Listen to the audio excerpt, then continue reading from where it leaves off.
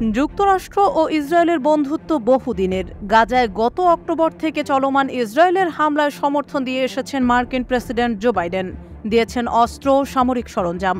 তবে গাজার রাফা এলাকায় ইসরায়েলের হামলা চালানোর পরিকল্পনার পর থেকে সেই নিরঙ্কুশ সমর্থনে যেন কিছুটা ভাটা পড়েছে। দেশি বিদেশি চাপের মধ্যে ইসরায়েলে অস্ত্রের একটি চালানো স্থগিত করেছেন মার্কিন প্রেসিডেন্ট জো বাইডেন। অথচ যুক্তরাষ্ট্র ও ইসরায়েলের সম্পর্কের মূল ভিত্তি হল ওয়াশিংটনের অস্ত্র সরবরাহ। আর বাইডেন এক অনুষ্ঠানে দেওয়া এক সাক্ষাৎকারে এই অস্ত্র সরবরাহ বন্ধের বিষয়টি সামনে এনেছেন।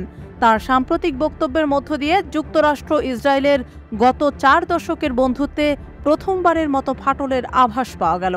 এ নিয়ে যুক্তরাষ্ট্রের পররাষ্ট্র মন্ত্রণালয়ের সাবেক বিশ্লেষক অ্যারন ডেভিড মিলার বলেন, গাজায় সংঘাত শুরুর পর থেকে রাজনৈতিক বিভাজনের মধ্যে পড়েছেন বাইডেন। একদিকে রয়েছে ইসরায়েলের এককাট্টা সমর্থক রিপাবলিকান পার্টি, আরেকদিকে গাজায় ইসরায়েলের হামলা নিয়ে বিভক্ত তাঁর ডেমোক্রেটিক পার্টি। তবে এখনো পর্যন্ত বাইডেনকে দেখে মনে হয়েছে ইসরায়েল যুক্তরাষ্ট্র সম্পর্ক নষ্ট হয় এমন কিছুই করতে চান না তিনি। তবে পরিস্থিতি বদলে গেছে যখন ইসরায়েল গাজার রাফা সীমান্তে স্থল অভিযানের পরিকল্পনা করল। কারণ রাফায় পূর্ণমাত্রায় স্থল অভিযান না চালাতে ইসরায়েলকে বহুবার আহ্বান জানিয়েছে ওয়াশিংটন। বিশ্লেষক অ্যারন ডেভিড মিলার মনে করেন, বাইডেন এটা ভেবে ভয় পাচ্ছেন যে রাফায় স্থল অভিযান চালানো হলে গাজায় সংঘাত থামানোর বা হামাসের হাতে এখনও জিম্মি থাকা ব্যক্তিদের মুক্তির বিষয়টি ঝুঁকির মুখে পড়বে।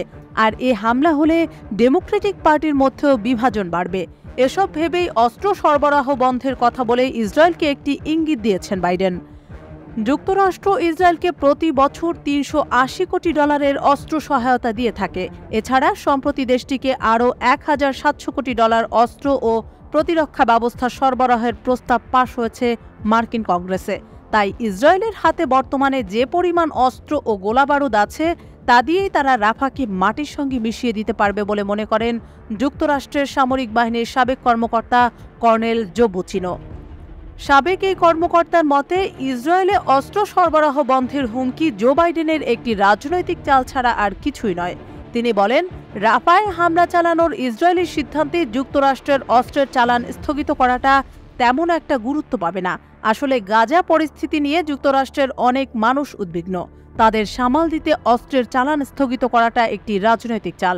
বাইডেন ও নেতানিয়াহুর সম্পর্ক 5 দশকের। এই সম্পর্কে বলতে গেলে সবসময় টানাপোড়েন ছিল। তবে শত টানাপোড়েনের মাঝেও তাদের নিজেদের বোঝাপড়ায় কখনো কমতি ছিল না।